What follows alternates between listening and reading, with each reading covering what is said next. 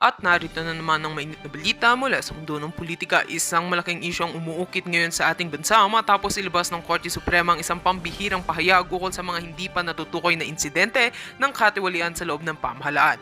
Ayon sa ilang eksperto, tinukoy ng Korte Suprema ang pagkakaroon ng mga tiwaling opisyal na tumangay sa mga pondo ng gobyerno at nagdulot ng malawakang pagkalito at galit sa mga mamamayan.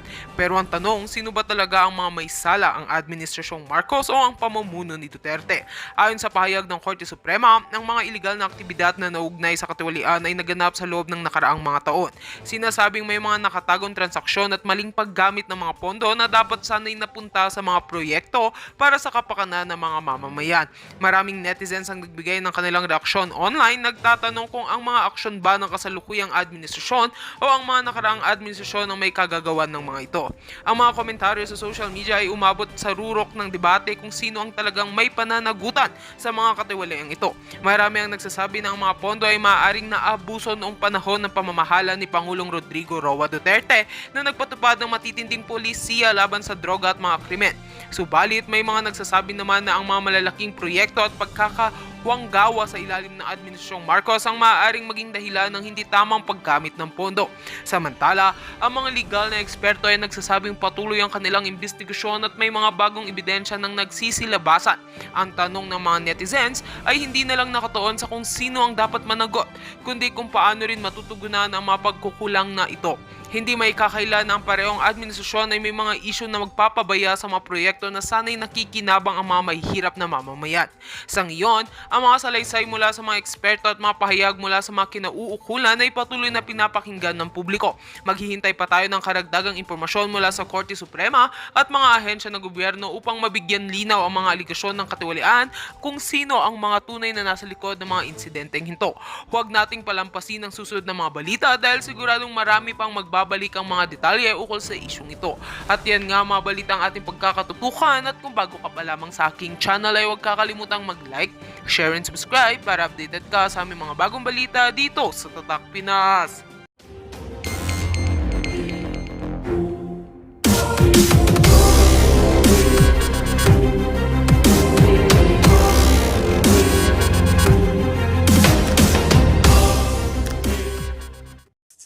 Na sinasabi lagi ni Attorney Vic Rodriguez para magkaroon ng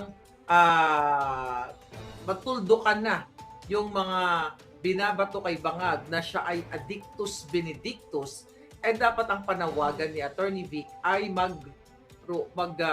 pulburon test na nga siya. Pero mga kababayan, ay pikon na pikon si Bangag. Guilty ang itsura ng jutang Ginina.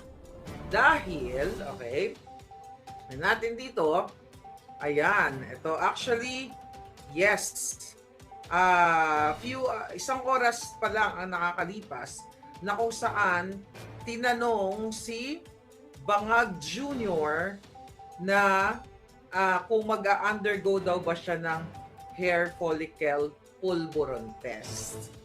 Actually, kahit hindi siya mag-undergo kitang-kita mo naman yung movie at yung video na sumisinghot siya kasi authenticated naman talaga ang video na yun dito sa Amerika na si Marcos Jr.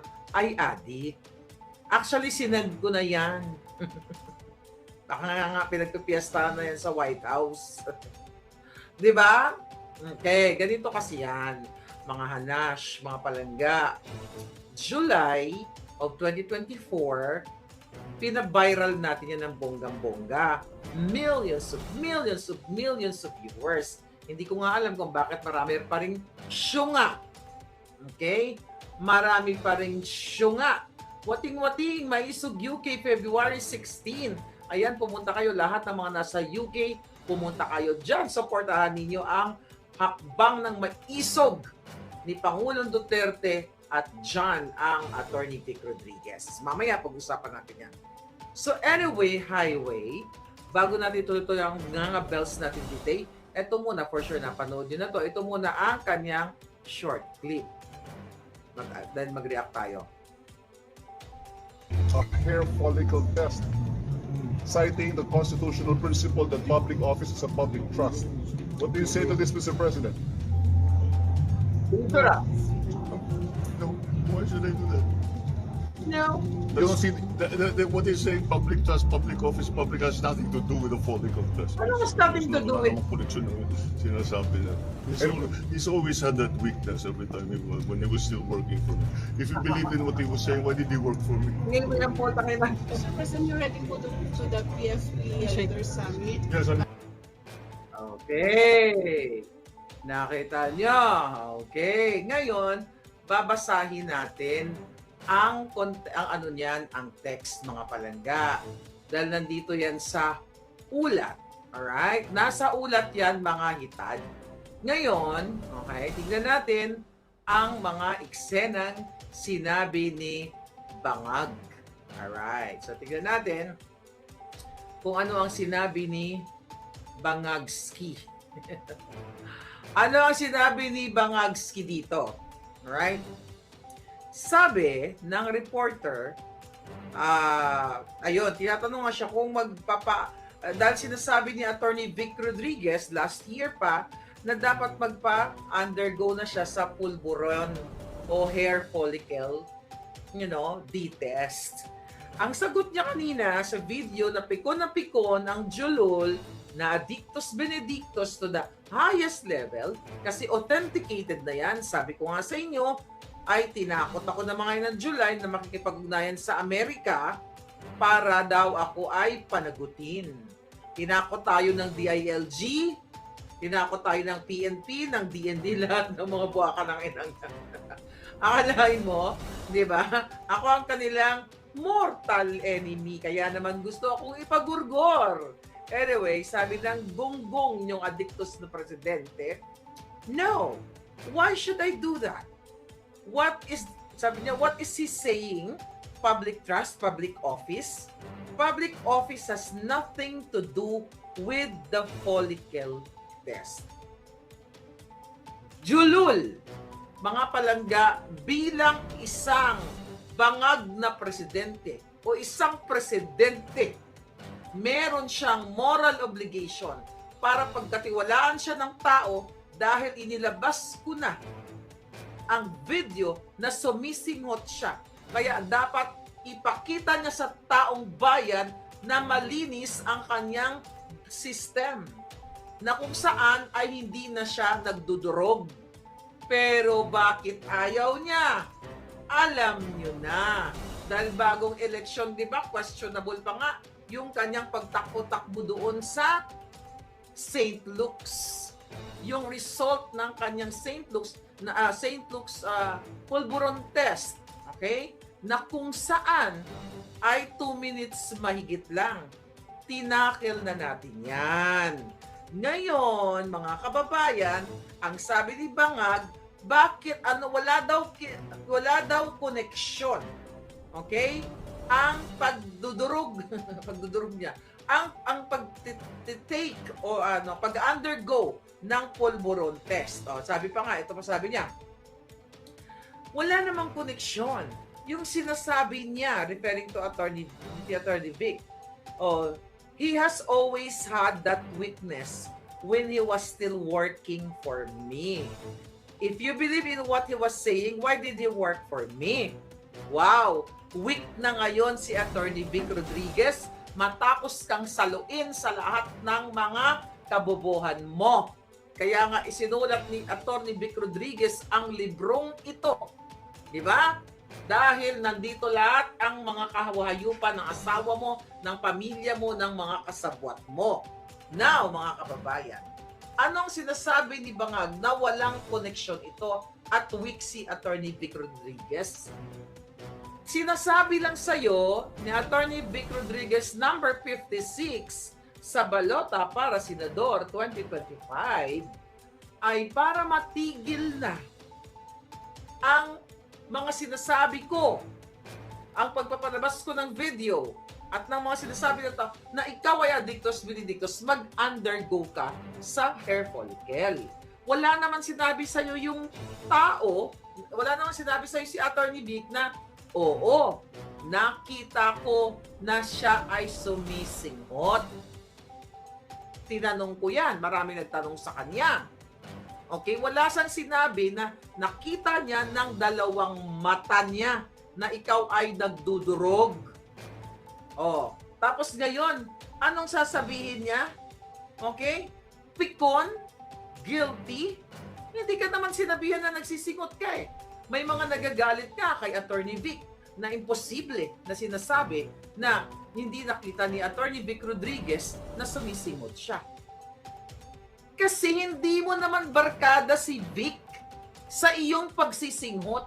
Ang nagsabi at buhay na patotoo na hanggang ngayon ayaw mong sagutin, ayaw niyong sagutin, andyan ang aking palangginging na si Cathy Binag na buhay na witness na noong sila pa ng kanyang jowaers na si Tony Boy Florendo, kayo ay nagja-jamming, sumisinghot-singhot hanggang dumudugo na mga ilong ninyo at inalok pa ni Lisa Tanas si Cathy Binag ng pulburon.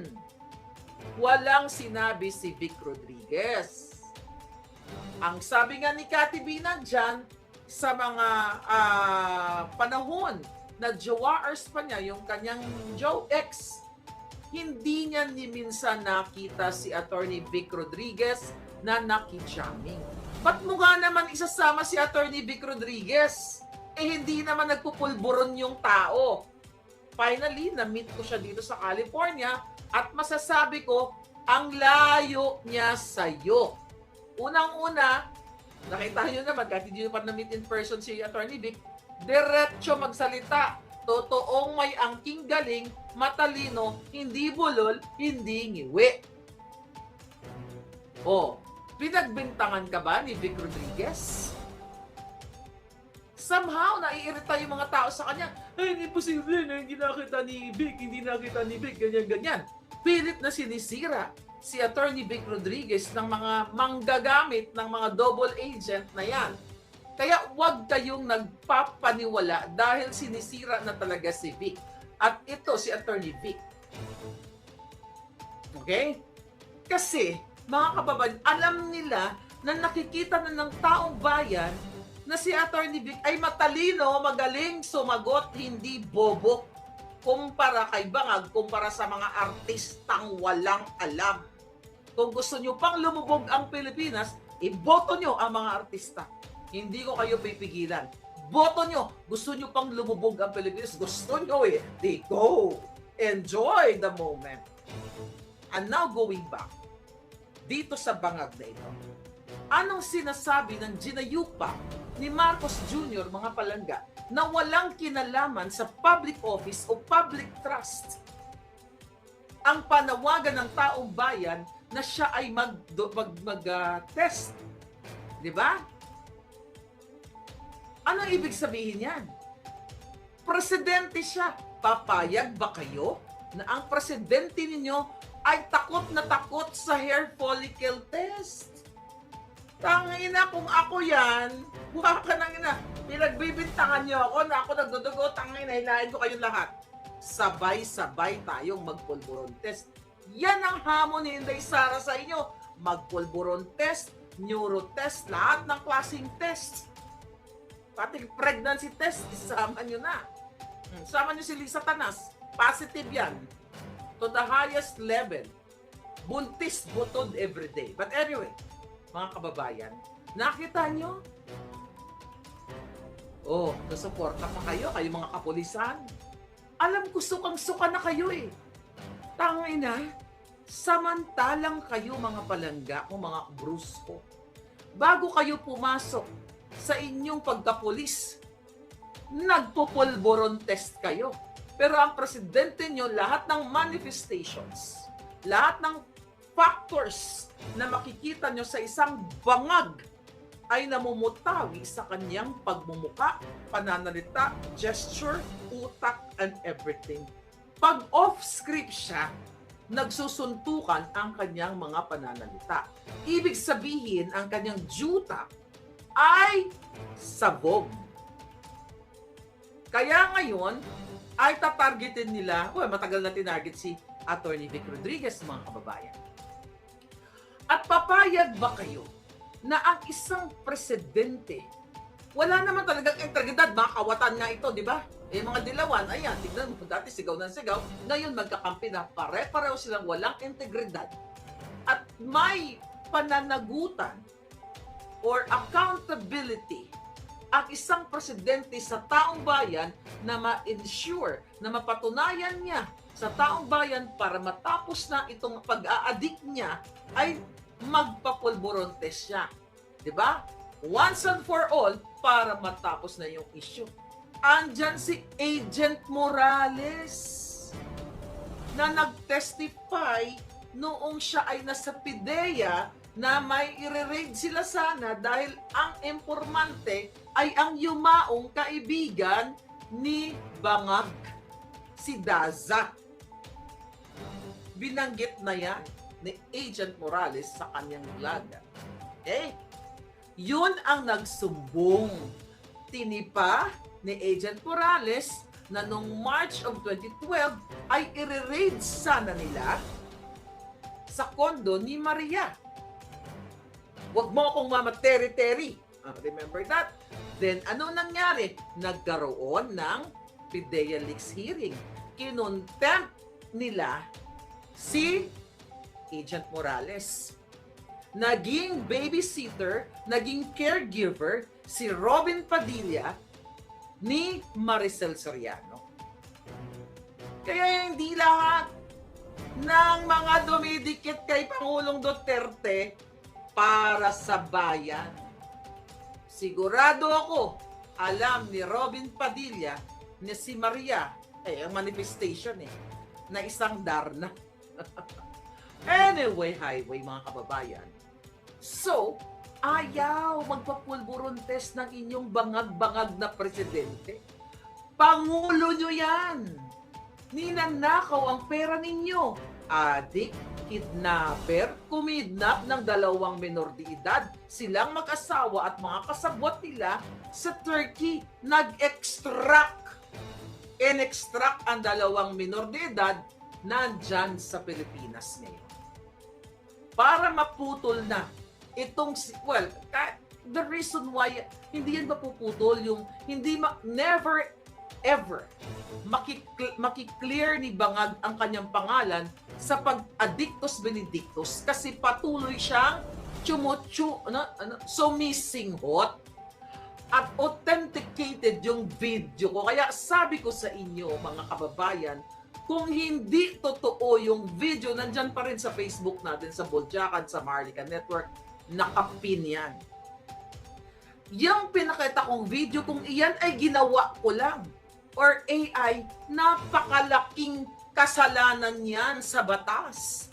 At mapaparusahan ang isang maharlika. At hindi yung mga defamatory, mga civil cases na hinaano nila sa akin, pinaproxy cases nila, mga proxy cases nila para harasin, takutin ako, patahimikin. Yan yung powerful. Yung authenticated na video na enjoy, sumisinghot si Bangag. Dinig na dinig niyo po na ayaw niyang magpa-test. Ang sinasagot niya, bakit, kasama o nag-work si Attorney Vic sa kanya, di ba? Kung yun pala isa nagpupulburon. Hindi naman sinabi ni Attorney Vic na nahuli ka niya na nagpupulburon. Ang sinabi ng tao, para tumigil na ang mga haka-haka daw, yun ang sabi mo, magpapulburon test ka. So, mga kaibigan, mga palangga, kitang-kita ninyo na si Bangag Jr. ay walang pakialam sa inyo. Kasi, ayaw niyang linisin ang mabaho niyang pangalan kasi alam niya, never ever niyang malilinis ito. Magtitiwala ba kayo sa isang Bangag na ayan, head-on, congratulations dun sa nagtanong na yon. Naku, baka magurgur yun. I don't know kung sino yung nagtanong. Sinong reporter yun? Baka pagurgur nila Lisa Panacion. Kasi ngayon, pag-uusapan yan. Okay? International observers nakatingin yan sa Pilipinas. So alam naman nila kahit na even before, alam nila na nagpupulburon o nagbabangag nga ito si Marcos Jr. Kasi seryoso yun yung video, hindi naman, ayun, yun ang sabi nila, AI daw, di ba? Mga buwaka ng ina. Yun pa nga lang yung pre-op, tsaka authority to op na pinalabas ko, AI daw. Tapos sabi naman ni Bato, oo, sigurado, kasi may stapler. Ano nangyari kay Bato? Wala rin! Kaya hindi lahat ng nakadikit kay Pangulong Duterte ay susuportahan ko. Huwag nyo akong etchusin sa mga straight ganyan. Bullshit yan. Hindi lahat ng katabi ni Duterte ay natutuwa siya. I know that. Naniwala kayo sa akin. Look at Attorney V kasama si Baste. Pamilya yun. Ang lolo nyo. Okay? Kasi, etong mga nakadikit kay Pangulong Duterte, na mamangka sa dalawang ilog. This is my challenge to you guys. Yung gusto nyong straight, nagsalita ba sila tungkol sa buy scam? You know? Buy scam report na blanco at pagdating kay Bangag ay dinoktor. At ayon sa aking puting ahas, si Lisa Tanas, ay kakatext lang yan, at si Langka at si Bangag, sila lahat, nagdistrungkar, nag-fill in the blanks. According to my source, sila na naman ang magkaka-team. Sabi ko sa inyo, wala namang iba yan kundi si Lisa Tanas. Wala na pong ibang magsisira, magdidestabilize sa gobyerno ninyo kundi si Bangag, si Lisa Tanas. At ikaw, Marcos Jr., malapit nang pumantay ang nguso mo. Kakasingot mo tsaka ilong mo, maggagano na yan. See? Balikan ko lang.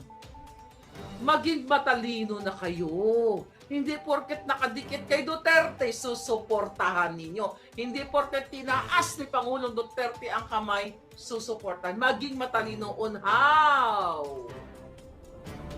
Sino ang nagtatanggol kay Sara Duterte sa kamay ng mga Hudas? Doon sa mga straight na gusto niya. Takot. Kasi personal interest. At yan ay maaari, hindi ko naman sinabing 100%, ay pinapangakuan din yan ng mga ngagba. Huwag na kayong magsalita, ganito, ganyan, kasi si Bangag naman, si Lisa naman, may pangako sa inyo. Pag tinira si Bangag at nanindigan patungkol dito sa issue, lalo na itong pulburon issue, lahat naman yan sa bagsak. Personal interest na yan. Aniwala kayo sa akin. Alright. Now, mga kababayan, ano gagawin natin ngayon? Ha? Pababayaan nyo na lang ba na budul-budulin kayo, paulit-ulit, nabubudulin kayo ng mga bangag na ito? O bangag na, bangag. Patatulad ni Lisa Tanas. Ayaw magpapulburon test. Mga palangga, malinaw pa. Sa puting ikinula, nagkukula pa ba kayo ng damit na yon? Noong bata kami, nagkukula kami dun sa parang bamboo, dun sa mga halaman. But anyway, malinaw pa na si Bangag ay nagsisinungaling, natataranta, napipikon nung siya ay tinanong kung magpapulburon test ba siya. Hindi yun ang ini-expect nating sagot. Bakit? What should I do that? Ano daw connection sa public trust? Hello! Presidente ka! Nakasalalay sa iyo ang seguridad ng bansang Pilipinas. At ngayon, ikaw ang nagde-destabilize. By the way, mga palangga, di ba anong sabi ni Bangag? Ano ang sabi ni Bangag nung tinanong siya kagabi? Kagabi ba yon? Patungkol nga dito sa ano na to, sa pag-file naman ni Attorney Vic Rodriguez ng petition for certiorari and prohibition, na kung saan hinihingi ng nila Congressman Ungab and the rest of the gang, okay? Basahin ko na lang, okay? Okay, ay wala na yun. Alright, ready na yun kanina.